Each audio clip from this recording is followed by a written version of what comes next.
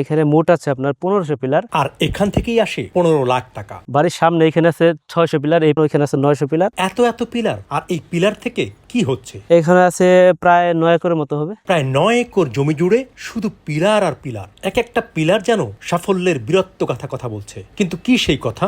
আগের বছর 15 লক্ষ টাকা সেল করছি। আসলে মূলত সবাই তো চাকরি খুঁজে, পড়াশোনা শেষ করে হয় প্রবাসে বা ইউরোপে যে কোনো বিদেশে চলে যায় বা চাকরি খুঁজে। আমি ডিফারেন্ট কিছু করার চিন্তা ভাবনা নিয়ে আমি কৃষিতে আসি। দেখলাম এখান থেকে কিন্তু লাভবান হওয়া যায় কিনা। তো আমি আমার নিজস্ব জমিতে আমি চেষ্টা করলাম, দেখলাম যে এখান থেকে আসলে লাভবান হওয়া সম্ভব। ময়মনসিংহ আনন্দমোহন কলেজ থেকে আমি মূলত পড়াশোনা শেষ করেছি, অনার্স মাস্টার কমপ্লিট। আর তখনই করোনা শুরু হয় 2019 সালে। ওইখান থেকে এসে আমি বাড়িতে এসে সরাসরি বসিরহাট থেকে আমি আমার এই কৃষি প্রজেক্টটা শুরু করার 1-2 বছর পর থেকে আমার এই সফলতাটা।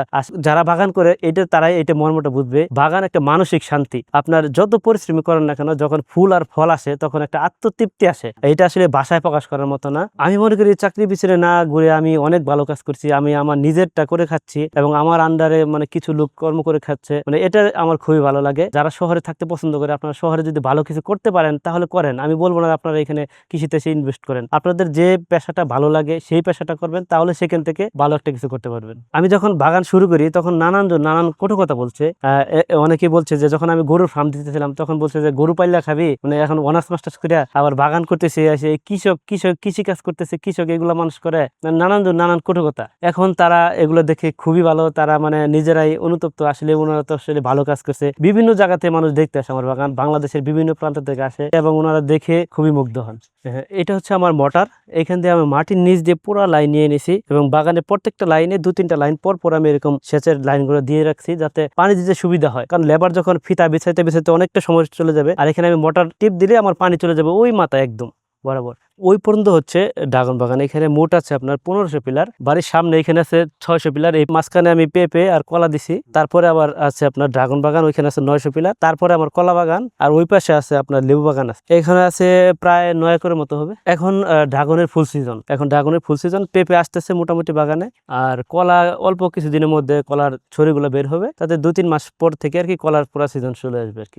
আগের বছর 15 লক্ষ টাকা সেল করছি। আমার এখানে মোট 12 প্রকারের মতো ড্রাগন আছে। এখানের মধ্যে কমার্শিয়াল জাত হচ্ছে থাইরেড, এটাই সব থেকে বেশি করা। আর শখের বসে আপনার আছে হলুদ জাত আছে, সাদা আছে, ডেইলাইট আছে, আমেরিকান ব্ল্যাকিশ রেড আছে, এছাড়াও পিঙ্ক রোজ থেকে শুরু করে বিভিন্ন ধরনের ভ্যারাইটিস আছে এখানে আমার এখানে। অনেকে লাইটিং করতেছে, লাইটিং করলে শীতের সময় ফলনটা আসে, মানে এটা সূর্যের আলো পছন্দ করে আর দিনের দৈর্ঘ্যটা ড্রাগনে পছন্দ করে। শীতকালীন সময় হচ্ছে সূর্যের আলো কম আসে, সূর্যটা এ পাশ থেকে উঠে এ পাশে অস্ত যায়, যার কারণে অল্প সময় আলো পায়। আর যখন লাইটিং দেওয়া হয় রাতের বেলা 2 ঘন্টা বা 3 ঘন্টা, আবার ফজরের সময় 2-3 ঘন্টা দিলে ওইটা আর কি মেকআপ হয়ে যায়, যার কারণে ফলনটা আসে। লাভজনক বলতেছিলে ড্রাগন করে অনেকে কিন্তু লস বা ক্ষতিগ্রস্ত হচ্ছে, কিন্তু লাভজনক করতে হলে আপনাকে সেইভাবে করতে হবে, বুঝে শুনে করতে হবে। আপনার জাতের ব্যাপার স্যাপার আছে এখানে ড্রাগন বাগানে। যদি ভালো জাত দিয়ে কেউ বাগান করে তাহলে এখনো লাভজনক ভাবে সে কৃষিটা করতে পারবে, ড্রাগনের চাষ করে লাভবান হতে পারবে। প্রথমে আমি একটা পিলার দিয়ে শুরু করি, অল্প কয়েকটা চারা দিয়ে 4টা মতো।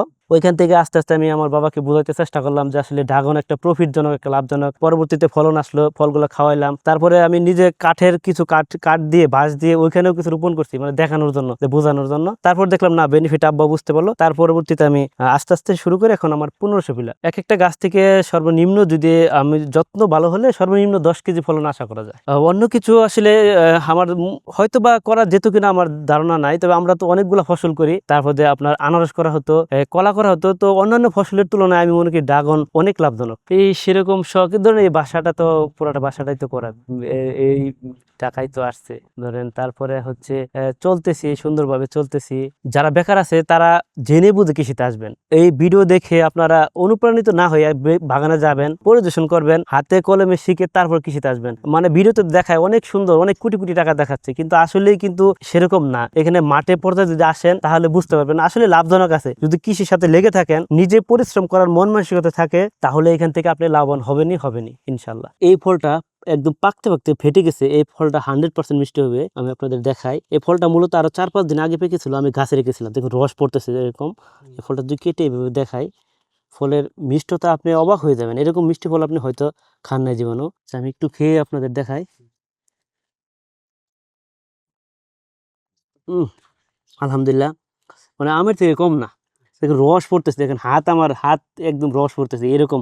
তবে গাছ থেকে যদি এরকম পাকাইয়া কেউ ফল পারে সেটা 100% মিষ্টি হবে। আসলে মূলত ড্রাগন ফল মিষ্টি ফল, আর এই ফলটা বদনাম করছে এক ধরনের ব্যবসায়ী যারা কাঁচা ফলগুলো হারভেস্ট করে। এরকম পাকায় যদি নেটিং করে যদি ফলগুলো হারভেস্ট করা যায়, তাহলে সাধারণ মানুষ এই ফলগুলো খেয়ে মিষ্টতা পাবে এবং ফলগুলো সারা বাংলাদেশে চলবে।